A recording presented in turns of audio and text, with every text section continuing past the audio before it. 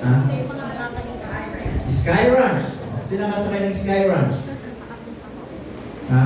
Sino nakasakay? Ha? Nakapunta. Baka nagpa-picture lang kayo sa parking, ha? Pwede kasi magpa-picture lang doon eh. O, ano pa? Mali ba doon? Ha? Gold? Ano pa? Yung mabayo, di ba? Parang may horse ano doon. So, siyempre hindi nawawala ang pinya. Diba? Pag tagay di ba pinya? Tapos saging. Pero maliliit lang. Senyorita. But anyway, minsan meron tayong mga lugar na napupuntahan na meron tayong mga bagay na hindi nakakalimutan. I mean, pag naisip natin yung Baguio ay napakaganda doon, malamig, may strawberry doon, yung taho, strawberry, pag Tagaytay, ganun din, di ba? May milkshake, Ultimate, Leo, di ba? O, pag-uwi, online. Talaga yan eh. Meron tayong mga unforgettable na sa mga places. Ako, one of the thing na kapag nakakapunta ako sa mga ibang lugar na hindi nawawala sa akin, yung coffee. Kahit saan, pag nakakapunta ako, doon nga sa ano, may bagong kapehan doon. Ano dito? Sa Marian. Dito, dito. Dahil yung katabi ng ano, yung pag gano'n mo, pagpunta sa ano. Yung Carwas, di ba? Sa atin na yun eh. So may Iglesia ni Cristo. Pag makarating ng tinuturuan natin, di ba Carwas yun? Happy na yun. Oh, so kape, kahit saan, coffee is life. Amen? I can drink 7 to 8 cups of coffee a day. Yan. Talagang natin sa minsan pag hindi ako makatulog, nagkakape ako para makatulog. Baliktad mo sa akin. Kahit ang coffee inumin ko, pag matutulog ako. Di ba? At lalo ngayon, mayroon akong coffee dyan. Tinitipid ko. Starbucks coffee. Tinitipid ko talaga. Kung kapag magtitimpla ako, konti-konti lang. Ang dalawang tapos na. Di ba? Di ba? Pag umuwi sa Sherry, ibigay ko ako ng coffee. 3. Di ba? So, Starbucks. Magkano po ba yun? Sabi mo magkano? Pabayaran na yun. 500 pesos? 500 pesos, 500 grams. 500 grams siya o 1 kilo. Hindi naman siya 1 kilo, ito 500 grams. Pero mura yun. Mag-Starbucks ka dito, isang ganun lang, 150. Tama? O, ang binabayaran na kasi yung name, hindi yung coffee, kundi yung name. Subukan mo yung Starbucks na coffee, ilagay mo sa ordinary cup, hindi papansinin yun. Kahit sabihin mo, hindi, Starbucks ito, hindi papansinin yun kasi wala yung logo. Pero maglagay ka ng coffee na ordinary, ilagay mo sa cup na may logo, akala ng tao mamahalin yung social, diba? Yung ano kasi yung pangalan. Tama po ba? Now, meron tayong mga place na kapag napunta natin, masaya tayo. But this morning, gusto kong dalhin kayo sa isang lugar na ayaw puntahan ng tao. Sa isang lugar na pinatatakutan ng tao, isang lugar na kung saan ang dinadala doon ng mga taong masasama, isang lugar na ayaw ng mga tao. Amen mga kapatid? Pero yung lugar na yun ay isang lugar na special para sa lahat ng tao. Amen? And I want you to open your Bible and open with me in the book of Luke. Okay? Luke chapter 23 in verse 33. Luke chapter 23 in verse 33. Ang sabi po ng Bible dyan, nakita nyo na? Okay, tayo lang dito ngayon for giving reverence pag-alan sa ng Diyos. Amen. Sabi ng Bible dyan, in verse 33, and when they were come to the place which is called, hindi po Baguio City, Hindi po Tagaytay City. It's not a Calamba City. Which is called Calvary. And the word Calvary in the Bible is only one mention in the book of Luke. Dito lang po na-mention yung Calvary, specifically. Then sabi ng Bible, there they crucified Him. And the malefactors on the right hand and the other on the left. Amen? But I want you to take note the word Calvary. Amen? Ano yung makikita natin sa Calvary? But this morning, katulad po ng mga inawit kanina, gusto ko kayong dalhin. We will talking about Calvary's love. Amen? Calvary's love. Tayo po manalangin. Panginoon, salamat po ng marami ngayong umaga. And we thank you, Lord, once again for this opportunity that we can study your word. I pray, Lord, that you help me and empower me. And as I preach your word, give me wisdom and boldness. And so that your word ay maging blessing po sa bawat isa. Maging reminder sa bawat isa. Sa upang kami patuloy na maglingkod po sa inyo. Salamat po sa pangalan ni Jesus. Amen. You can take your seat. Okay, sabi naman po dyan, and when they were come to the place which is called Calvary. Amen? So, yung lugar po ng Calvary, kaya tinawag natin Calvary. Yung Calvary, hindi po masayang lugar yon. Hindi po yung lugar para mag-party-party. Hindi po yung lugar para magkaroon ng happy-happy. Kaya nga tinawag siyang Calvary sa Tagalog, Kalbaryo. Tama? Kaya nga sa buhay natin, di ba, pag tayo may mga nahihirapan tayo, if we have problems in life, if we are struggling in life, sasabihin natin, Kalbaryo yung buhay ito. Tama? Kasi nga, yung word na Calvary, hindi po masayang sitwasyon. Hindi po masayang lugar. Hindi po lugar para mag-happy-happy. Pero ito isang lugar na kung saan ay dinadala doon ang mga tao na nagkasala. At doon pinapatay. Amen? And to make the long story short, alam naman po natin, dito, sabi ng Bible dyan, pinako nila ang Panginoon. Amen mga kabalit? Pero gusto kong ilagay natin sa mindset natin, mga kapatid, kung paano tayo pumupunta sa mga ibang mga places.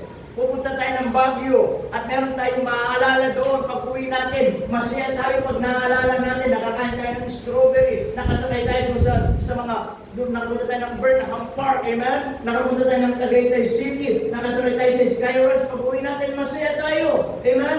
Pero gusto kong dalhin ko kayo ulit doon sa lugar ng Calvary para hindi natin makalimutan kung anong ginawa ng Panginoon sa bawat isa po sa atin. And so many Christians nakakalimutan na yung lugar ng Calvario. And so many Christians nakakalimutan na po ano yung ginawa ng Panginoon po sa atin. Kaya maraming mga mananampalataya tumatalikod sa Panginoon. Maraming mananampalataya hindi na naglilingkod sa Panginoon. Maraming mananampalataya hindi na nagpapatuloy sa Panginoon. It is because hindi na nila na-appreciate kung ano yung ginawa ng Panginoon sa krus ng Kalbaryo para sa atin.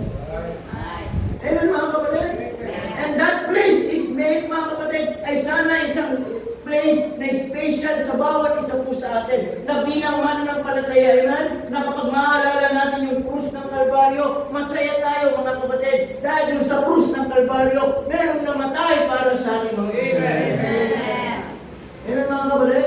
Kaya ang ganda ng mga message kanina. Amen mga kapatid? Hindi ko alam, may mga awit nila yung message ay patungkol sa mga pag-ibig. Tama po ba mga kapatid? And that is what exactly, mga kapatid, na gusto kong ipaalala ng Diyos sa atin. Diyos sa krus ng Kalbaryo. Amen. Kasi nakakalimutan na ng maraming tao because of business in life, because of personal agenda in life, nakakalimutan na ano yung meron sa krus ng Kalbaryo. Tama po ba? Kasi pag pinag-usapan ng Calvary, mga kapatid, parang hindi na ito special sa atin. Parang pag pinag-usapan ng krus ng Kalbaryo, parang sa atin isang ordinaryo na lang na isang bagay para sa atin. Pero for us, mga kapatid, yung krus ng Kalbaryo, yung lugar ng Calvary, yung sa Kalbaryo, yung sa bundok ng Golgota, ay mayroong isang bagay na magandang nang nangyari doon para po sa atin. Amen mga kapatid? Na hindi na natin kailangan pumunta doon para pag-uwi. Sasabihin natin, nakarating ako doon at meron magandang nangyari. Si Jesus na po ang pumunta doon para bigyan tayo ng magandang moment, magandang bagay na pwede nating mangyari sa buhay po natin. Amen po mga kapatid? Now, number one, Ano makikita po natin about the Calvary's love?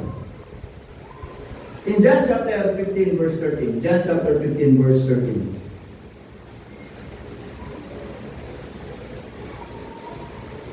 John chapter 15.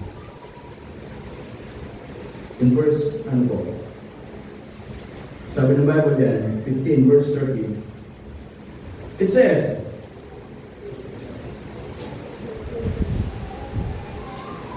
okay, nakita niyo na po? John chapter 15 verse 13. The Bible tells us, greater love hath no man than this, that a man, what? Lay down his life for his friends. Amen mga kapatid? Greater love hath no man than this. Meron bang makakagawa kung ano yung ginawa ng pag-ibig ng Panginoon sa atin? Meron bang makakagawa kung ano yung ginawa ng Panginoon para ipakita yung pag-ibig niya sa bawat isa po sa atin? Amen mga kapatid? Meron ka bang kaibigan na kaya isakripisyo yung buhay niya para sa'yo? Meron ka bang best friend na kaya ibigay lahat ng bagay na meron siya para sa'yo? I believe wala po. But in the Bible it says, meron tayong kaibigan na kayang ibigay yung kanyang buhay para sa mga kaibigan niya. And that is the Lord Jesus Christ. Amen. Amen? So ano makikita? Number one, the measure of love. Amen? The measure of love. Yung sukat ng pag-ibig niya. Minsan, mga kapatid, sa pag-ibig ng tao, kaya nating sukatin ang pag-ibig ng tao. Tama mga kapatid? Minsan, kaya natin sukatin kung hanggang saan yung pag-ibig ng isang tao. Tama?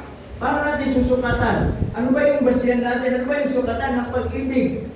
Eh, mga kapatid, masusukat ba natin yan sa metro, mga kapatid? Ganyan ba yung pag-ibig ng Diyos para bang susukatan natin? Ganito lang yung pag-ibig ng Diyos para sa akin. Yung pag-ibig ng Diyos para sa kanila, ganito lang kaliit, ganito lang kaliit, ganito lang. Amen mga kapatid? Ikaw lang naman susukatan. Tapos, sa brother Clay na mahala kung anong gagawin niya. Kaya ba natin sukatan? Alam niyo mga kapatid, I want to tell you this morning mga kapatid, the measure of love, mga kapatid, is limitless. Amen? Amen. Yung pag-ibig ng Diyos, hindi lang po ito para sa iilan. Ang pag-ibig ng Diyos, hindi lang po para sa ganitong tao. Ang pag-ibig ng Diyos, para sa lahat. Kaya nga, the Bible is clear. Amen? In John chapter 3, verse 16, do you know that verse? Do you know that verse? Amen. Are you sure? Amen. Anastasia, can you recite it in Tagalog? No? Not yet? Okay, that's your sign. It says, for God so loved the world. And that world is the human being. Wherever you are, wherever we are, mga kapatid, sakop tayo ng pag-ibig ng Diyos. Napakalaki ng Pilipinas. At ito'y tatlong bahagi, Luzon, Visayas, Mindanao. And now we are in the Luzon. Ang laki ng Luzon. Nahati sa ilang mga region. We are in Calabarzon. Dapat Calabarzon na lang. Hindi na kung dapat Calabarzon. Calabarzon, di ba? Kalamba.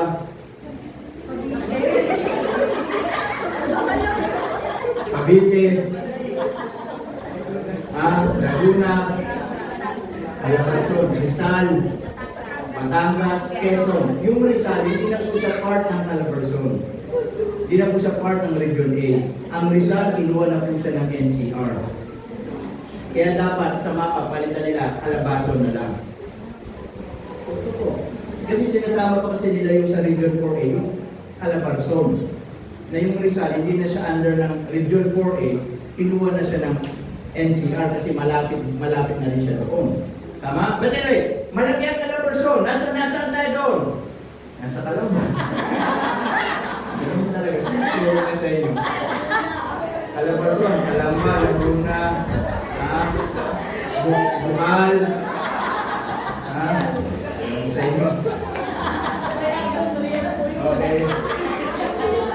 Ayan yun, ano? Nasa Region 4A. Kunin na lang natin yung Laguna. Ang Laguna, napakalaki pa.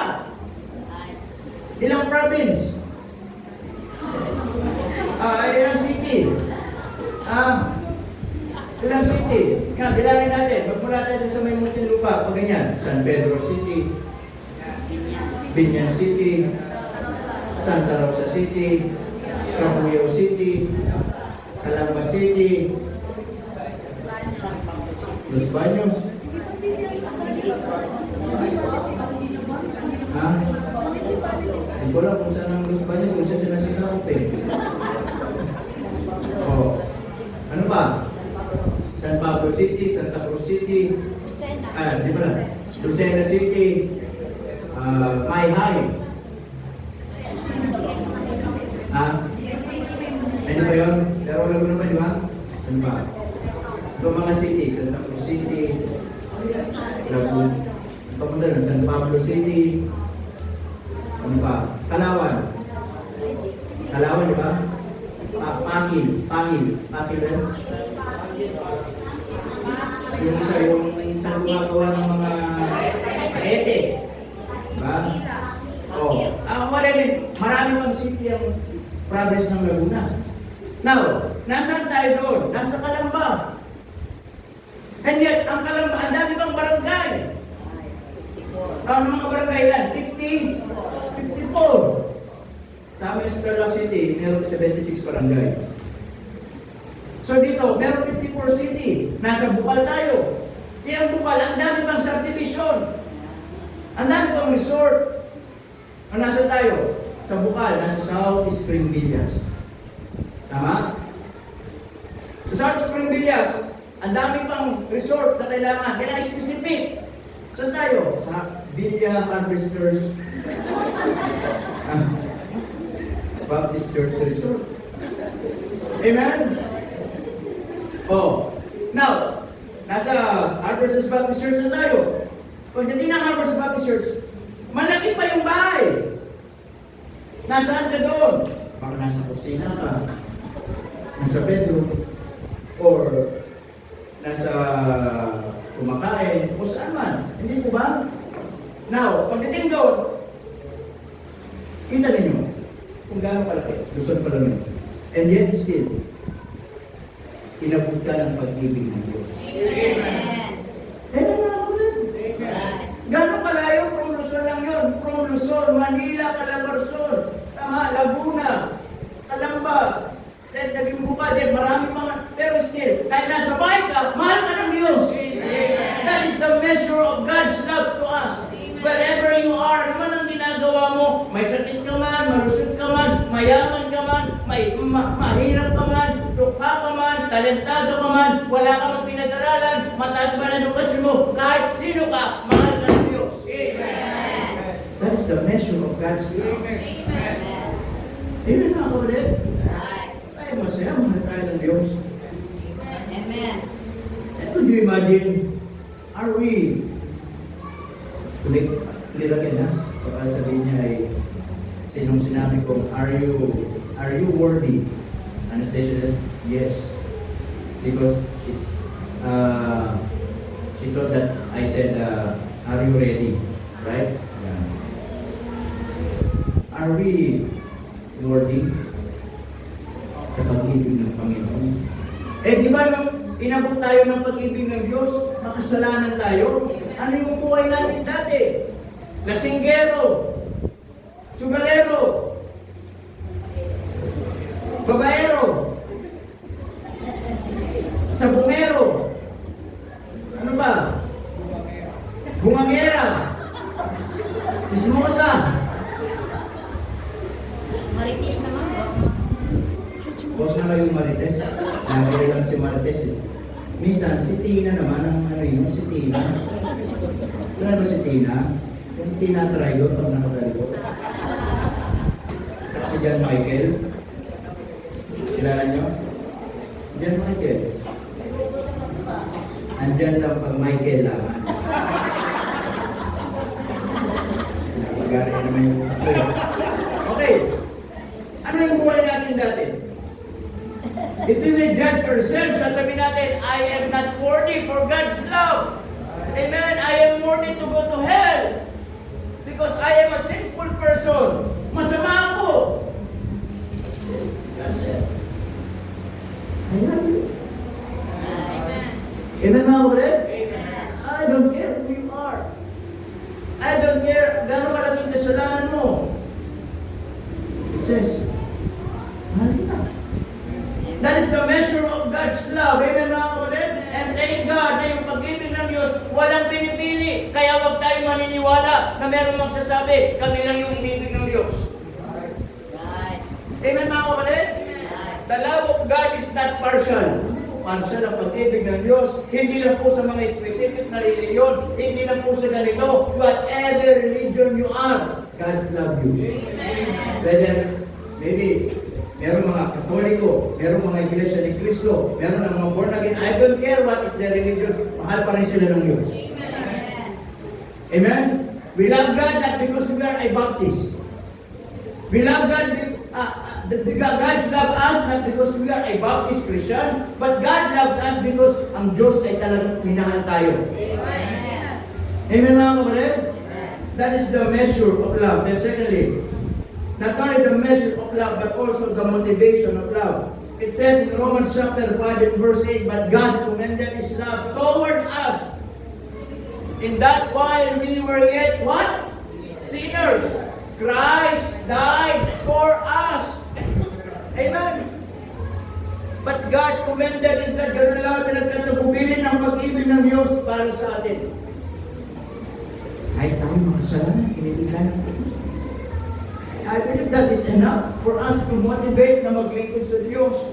Kaya marami pong lahat ko sinasabi, marami mga Krisyano, marami mananampalataya, hindi na na-appreciate yung paglingkod sa Diyos, hindi na na-appreciate yung pagpupuri sa Panginoon, yung pag-involve sa church, kasi hindi na nila na-appreciate yung krus ng Kalbaryo. Hindi na na-appreciate yung ginawa ng Panginoon para sa kanila. Nawawala na yung pag-ibig nila. Amen, mga kapatid? Natulad po ng iglesia, the Church of Laodicea, sabi ng Panginoon, they left their first love. Amen, mga kapatid? Do you still love God? Do you still love the Lord? Kaya minsan hindi na natin mahal ang Diyos. Nawawala na yung interest natin sa mga bagay ng Panginoon. Nawawala na yung pag-ibig natin sa Panginoon. Kasi bakit? Napalitan na ng pag-ibig ng Diyos sa puso natin. Na pag-ibig ng sanlibutan ng puso natin. Tama? Hindi na natin mahal ang Diyos kasi ang mundo na ang mahal natin. Yan ang problem kung bakit marami mga lingkod ng Panginoon ang nawala sa Panginoon. Amen? Tama mga kapatid? Sabi ng Apostle Pablo, Demas, he was no longer with me because he loved the presence of the world. Amen mga kapatid? Kaya kung hindi mo na mahal ang Diyos, ibig sabihin, mahal mo ang sanlibutan. Kasi kung mahal natin ang Diyos, meron tayong interest sa mga bagay ng Diyos. Kung mahal natin ang Diyos, meron tayong mahal natin yung mga bagay ng Panginoon. Pero minsan, wala na tayong kasigla-sigla sa mga bagay ng Diyos. Wala na tayong interest sa mga bagay ng Diyos. Pero pag sa mga mundong bagay, ang sigla-sigla natin, ang lakas-lakas natin, ang bilis natin magbigay ng panahon. Bakit? Kasi ang mundo ang mahal natin.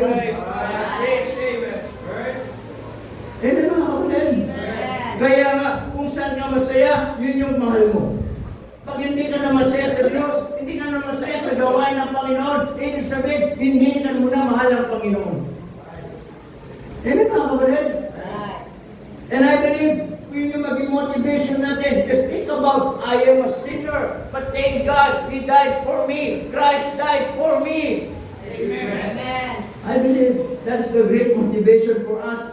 Kahit pagod tayo, maglilingkod tayo, kahit masama ang pakiramdam natin, gagawa tayo sa Panginoon. Kahit may mga problema tayo, magtatapat tayo, magpapatuloy tayo, hindi tayo alis sa Panginoon. Kasi yung ginawa ng Panginoon, hindi natin kayang tumbasan. Amen? In every step, nabuhat-buhat yung cross, kung sa bundok, mga kapatid, hindi siya nagreklamo. Kahit nahihirapan siya, kahit pinako siya sa krus. We are on His mind. Amen. I need to finish this because I love them. Amen. I will not give up because I love them. I will not give up because I want to give my life to them. Sana hindi yung motivation natin. Amen. Tama mga kapatid? Amen. Ang sabi ng Bible, basahin na po natin yung Matthew chapter 27. In Matthew chapter 27, mga kapatid. Basahin na po na Matthew chapter 27, in verse 24.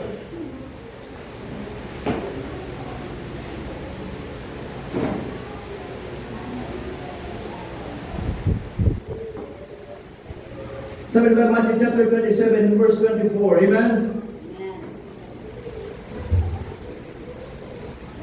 Gusto mo basahin sa Tagalog? Ano ba yung cellphone ko? Para nga.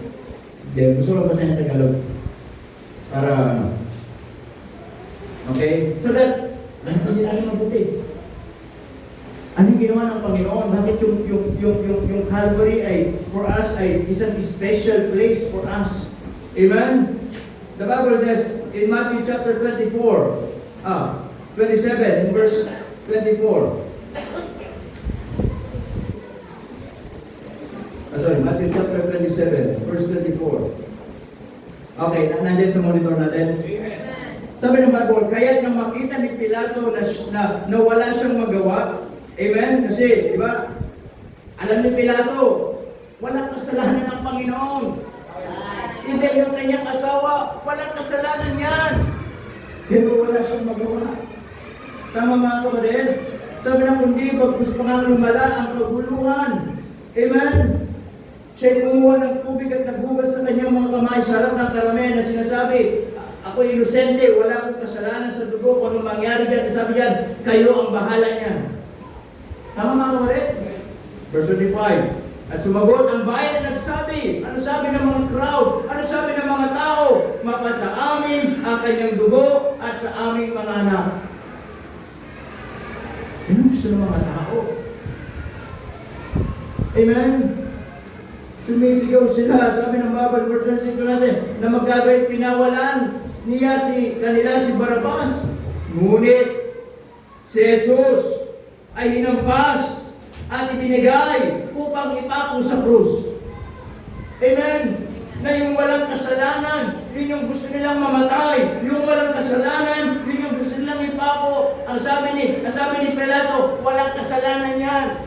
Ang sabi ng mga tao, ipako yan sa krus. Ang sabi ng mga tao, pakawalan si Barabas. And then sabi ng Bible, in verse 26, ngunit si Jesus ay binigay upang ipako, sabi, na magkagawin pinakawalan kanila si Barabas. Ngunit si Jesus ay hinampas at ibinigay upang ipako sa krus. 27, na magkagayoy. Amen? Look at the word. Mga dinala si Jesus ng mga kawal ng gobernador sa pretoryo at nagkatipon sa kanya. Ano sabi? Ang buong pulutong. The whole band of soldiers. Amen? I believe they are not only 5, they are not only 7, the whole band of soldiers. Pinaikutan nila ang Panginoon. Amen? At sabi ng Bible, at siya ay kanilang pinugdan, tinanggal ng damit, at dinagdan siya ng isang balabal na kulay ube. At sila ay kama-kama ng isang putong na tinik at ipinutong sa kanyang ulo at inilagay sa kanyang kamay ang isang tambo. Ang sabi ko diyan, at sila ay nagsiluhod sa harap niya at siya ay kanilang nilibak na nagsisipagsabi, magalak, hari ng mga Hudyo. Amen? Pinagtatawanan pa nila ang Panginoon. Sinasabi nyo, oh, hari ka naman, are you the king of the Jews? Binigyan siya ng isang tambo, amen? Pinagtatawanan, kinukot siya, amen? Ang sabi ng Bible in verse 30, at siya ay kanilang niluluraan. Could you imagine? Dinuduraan ng Panginoon. It is a sign of disrespectful. Tama. Amen mga kapatid? Alam niyo kung babalikan natin, mga kapatid, yung in verse 26, yung sinabi ng Bible dyan, and when he had scourged Jesus. Do you know the word scourged? Bago nila lagyan ng pulutong bago nila pagtawanan, duraan, madami na siyang sugat na natama. Amen mga kapatid?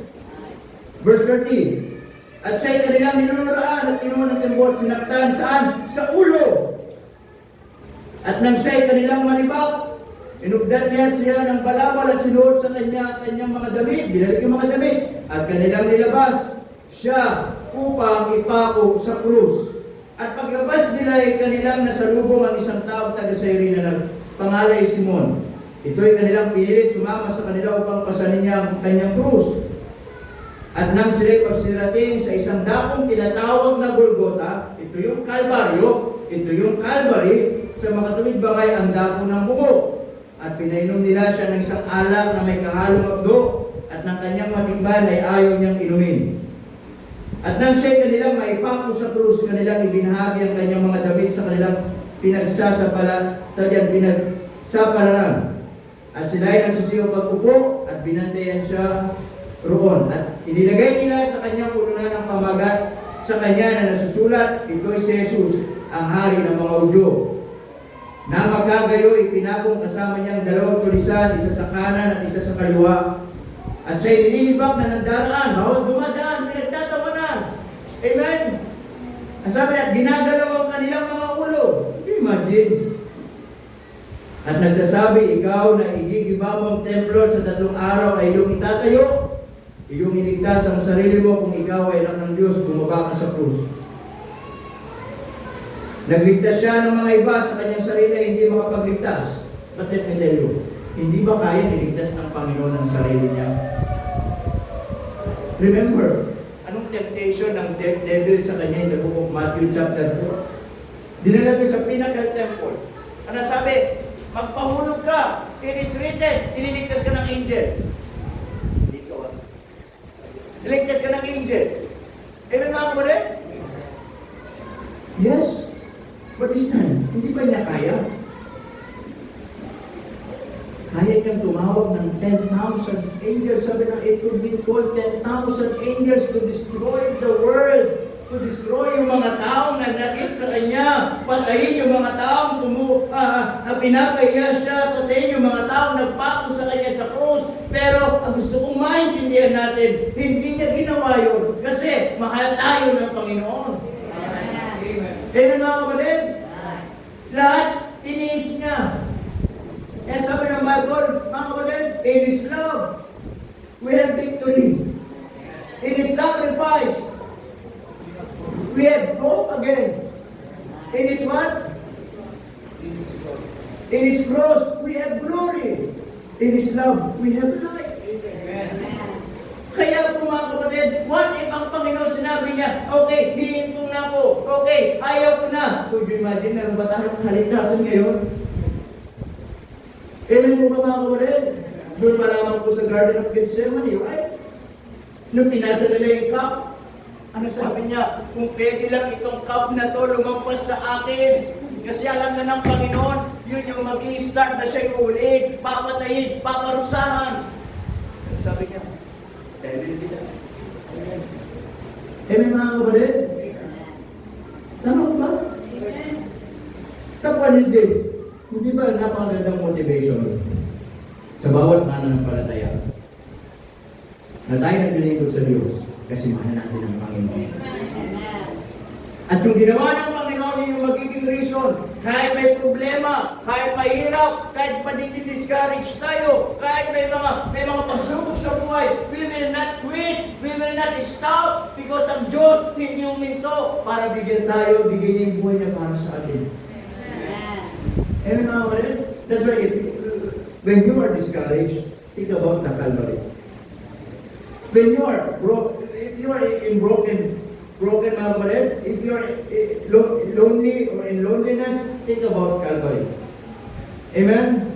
Sasabihin mo, yung palang nararanasan ko, it is not enough para i-compare ko sa ginawa ng Panginoon sa akin. Amen po ba? Not only the motivation of love. Okay? Not only the motivation of love, but also the manifestation of love. Ito yung daanan po na daanan lang to. Sabi ng Bible dyan, in John chapter 4 verse 9, 1 John chapter 4 verse 9 and 10. Okay, alam naman natin itong verse na to. Tama? 1 John chapter 4 verse 9 and 10. It says here,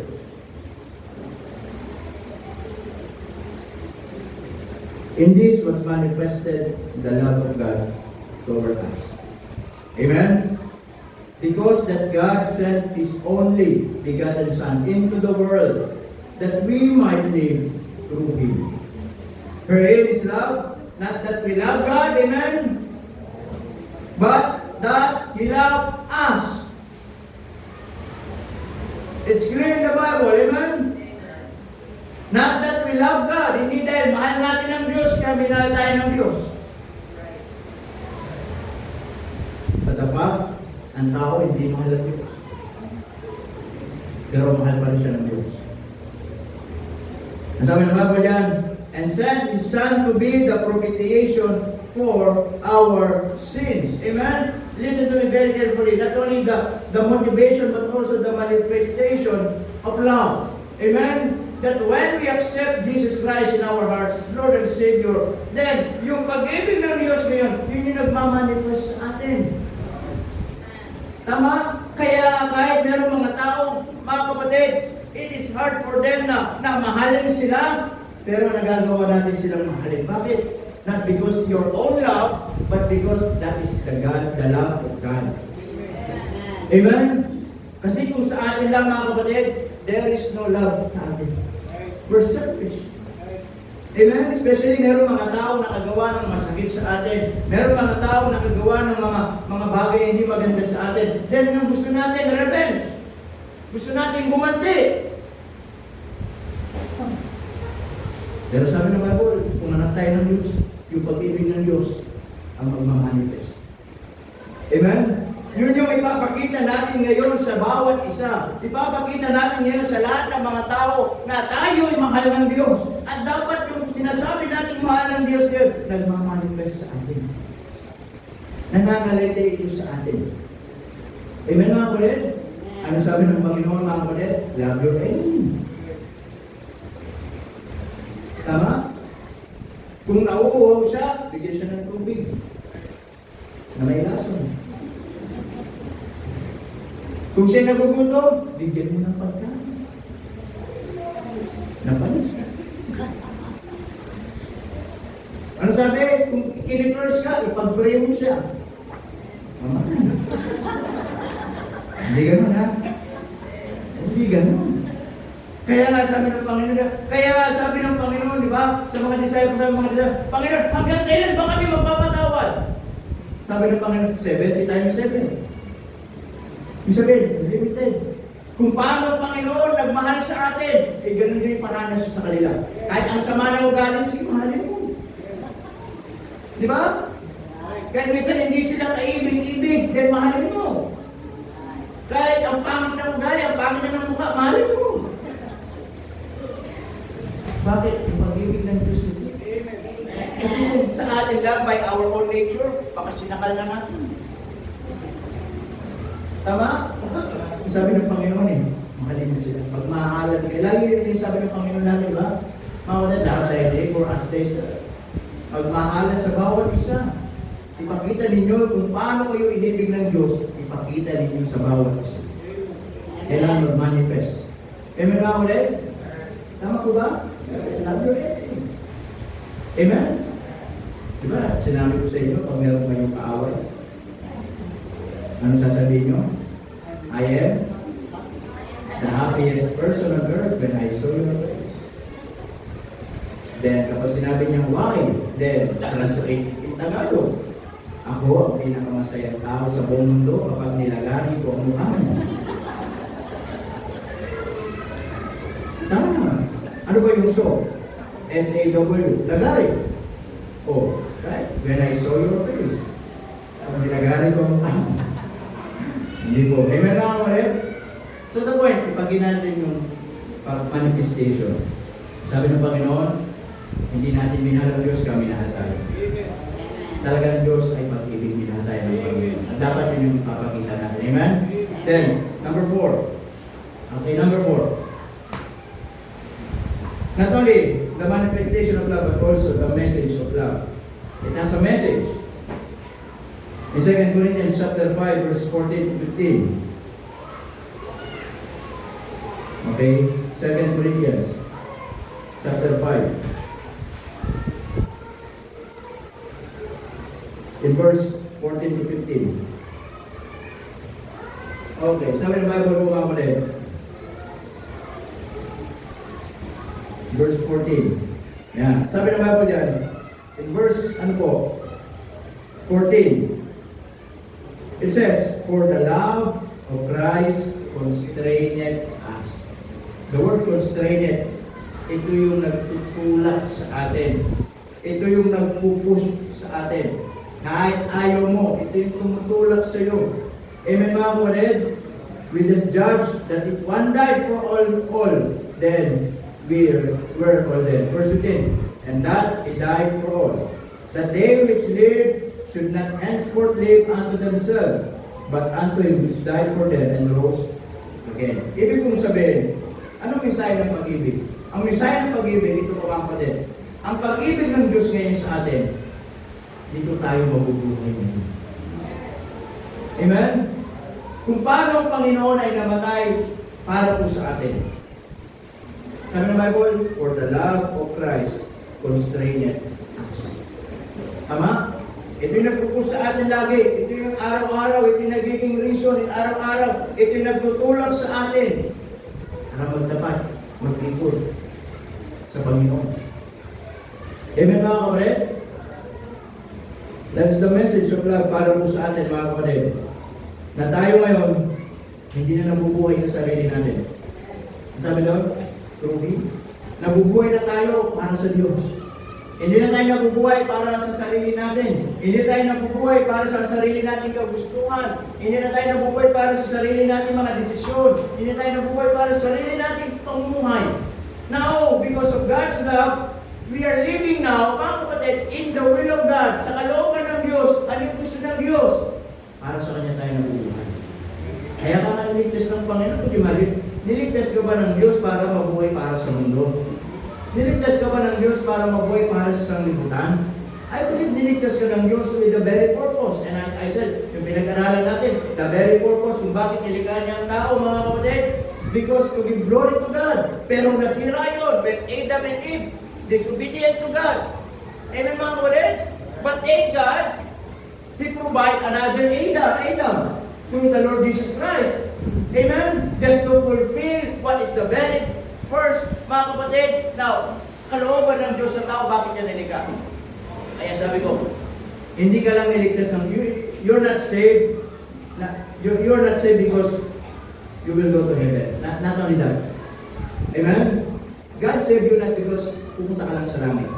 God saved you, mga kapatid, to fulfill the very first place na kalooban ng Diyos kung bakit ka nilikha. What is that? To give glory to God. Sana niligtas ka, sana yung kalooban ng Diyos sa'yo, nagbibigay puri ka ng Panginoon, nagbibigay puri ka sa Panginoon, na mahal mo ang Panginoon. Amen? Hindi po yun eh. Hindi ka niligtas, pupunta lang ng langit eh. Bakit buhay ka ba hanggang ngayon? Tama?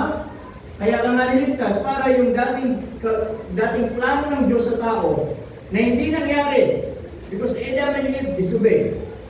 Pero salamat, He provide another Adam through the Lord Jesus Christ na napulpil niya. Amen? Kaya ngayon lahat ng mga makasalanan ang galing kay Adam sa human race na Adam and Eve, nasasampalataya sa Panginoon. Mga kapatid, magbibigay kayo puri sa Panginoon. Amen? So the point is this, for the love of Christ constrained us. Ano sabi doon? Yung the word constrained, pumipili. Hindi ba yung mga anak natin, yung mga anak natin, pag Sunday, ang hirap gisingin marami. Ayaw nilang magsimba. Anak, magsimba ka na dyan. Di ba, ang hirap lumangon. Pero pinipilit natin sila. Bakit? Kasi alam mo, mahalaga yung pinapagawa mo sa kanila. Tama? Pipilitin niyo ba sila sa isang bagay na mali? Pipilitin niyo ba sila sa isang bagay na hindi kalooban ng anak? Tumayo ka dyan, magsugal ka. Anak, tumayo ka dyan, nagkukwentuhan yung mga pumunta para alam mo kung ano pinag-usapan nila. Hindi natin sila pinipilit sa isang bagay na mali. Pinipilit natin sila sa isang bagay na alam natin tama at mabuti.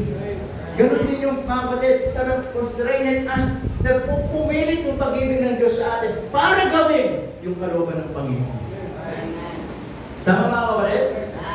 Kaya nga pag Sunday, sana yung pag-ibig ng Diyos yung nag-focus sa'yo para mag-church. Tama? Hindi yung napilitan ka, sana yung pag-ibig ng Panginoon ang nag-push at masaya ka na nasa church. Amen? In every area ng Christian life, dapat yung pag-ibig ng Diyos ang nag-push atin na gawin natin isang bagay para sa Panginoon.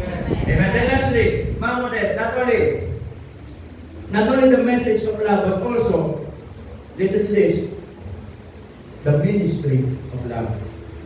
Amen? Listen to it very carefully.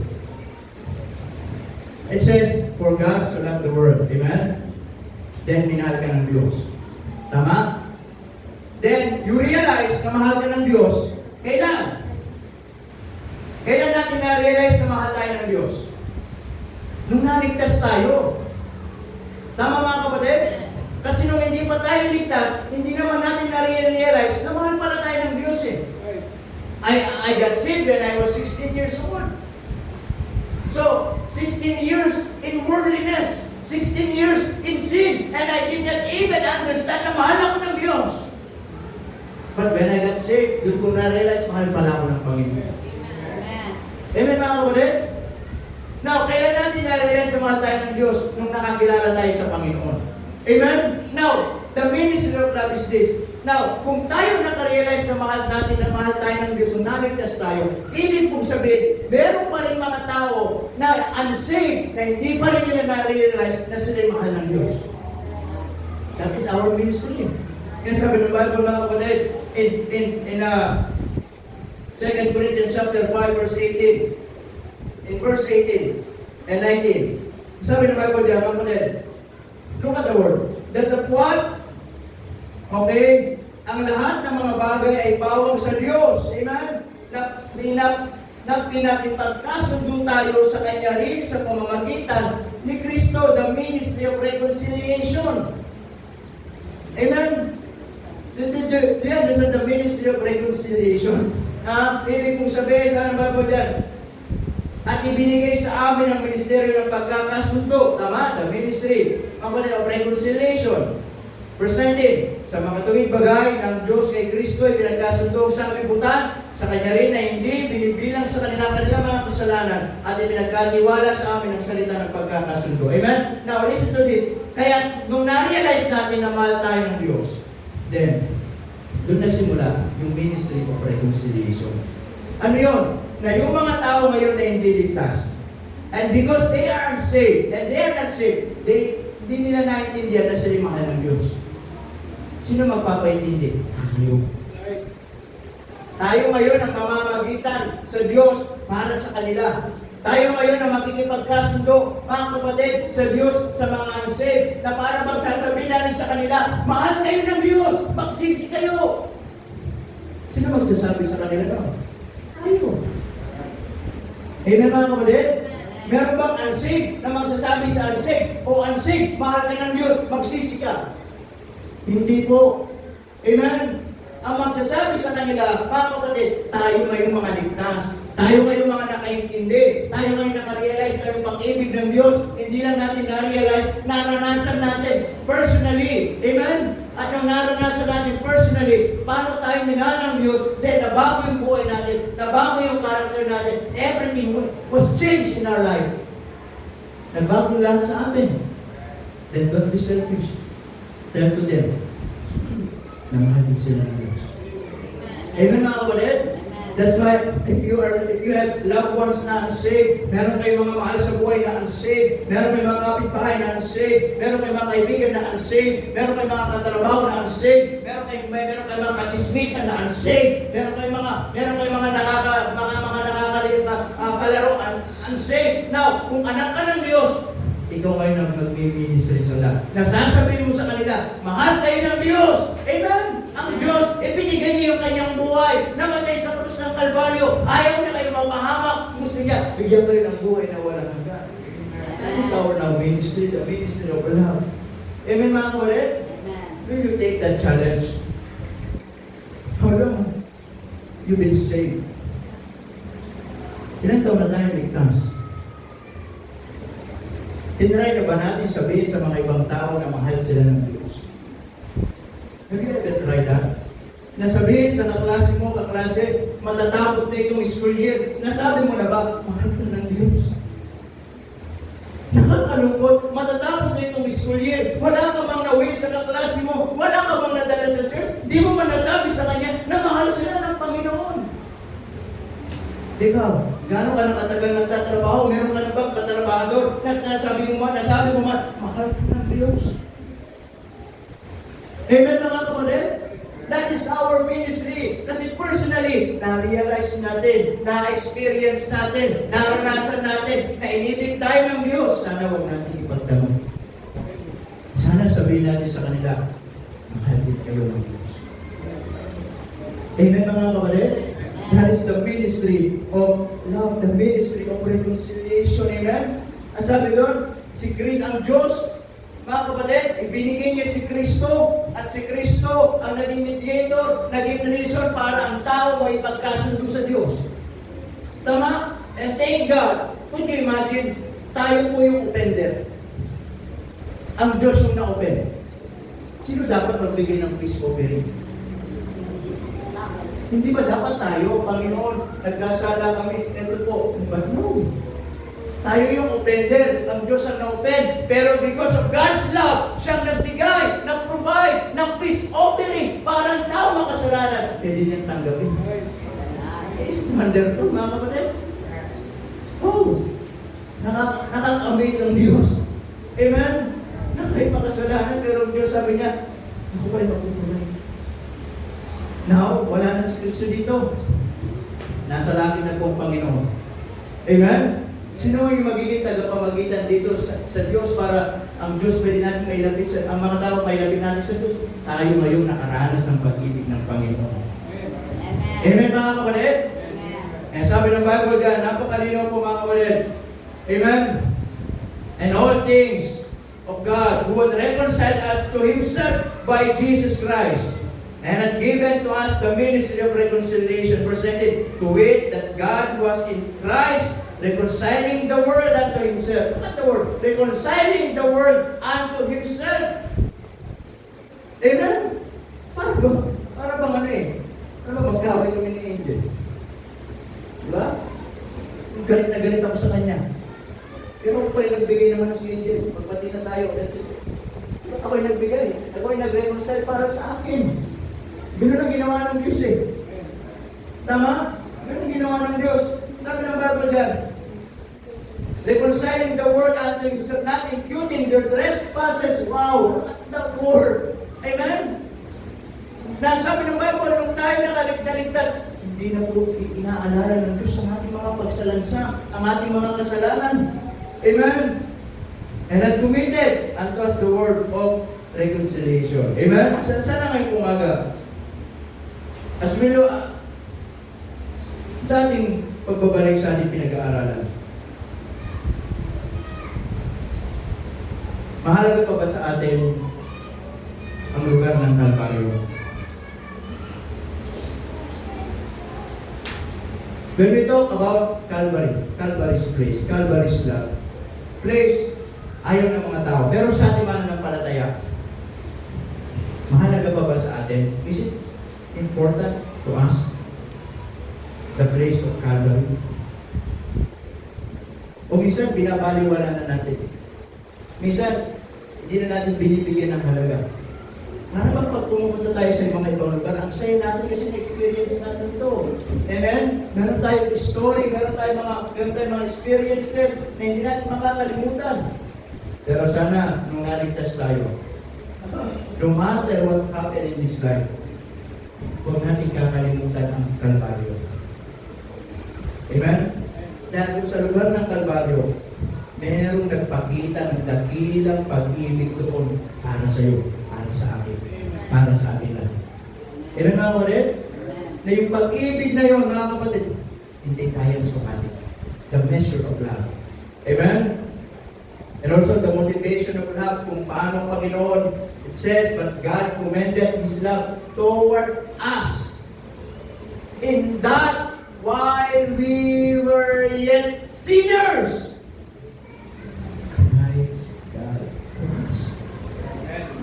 Amen mga kapatid? And because of that, by the manifestation of love, makita sa atin yung pag-ibig ng Panginoon. Amen mga kapatid? And then, the message of love, hindi na tayo nabubuhay sa sarili natin. Nabubuhay na tayo ngayon mga kapatid para sa Panginoon. Amen? And the ministry is this. Tayo ngayon ang gagamitin ng Diyos. Sabihin sa mga tao, tell to the world, tell to the people, tell to your loved ones, tell to your friend, they are unsaved, na mahal pa rin sila ng Panginoon. Amen mga kapatid? Na tayo ngayon ang mag-ministry. Tama? Magiging dahilan para sila. Sabihin natin, mahal sila ng Diyos. Magsisi sila. Tatanggapin sila ng Panginoon. Amen? Kasi tayo, na-realize lang natin nung naligtas tayo. Tama? So, nung naligtas tayo, doon natin na-realize na mahal pala tayo ng Diyos. Sila, baka hanggang ngayon, hindi pa nila na-realize na mahal sila ng Diyos. Bakit? Wala na nagsasabi sa kanila. And that is our ministry. Amen mga kapatid? Sana ngayong umaga, when we talk about Calvary, masaya tayo sa Panginoon. Amen? Napakita na awit. Amen mga kapatid? In His love, we have victory. In His sacrifice, we have hope again. Amen mga kapatid? In His cross, we have glory. In His love mga kapatid, masabi, we have life.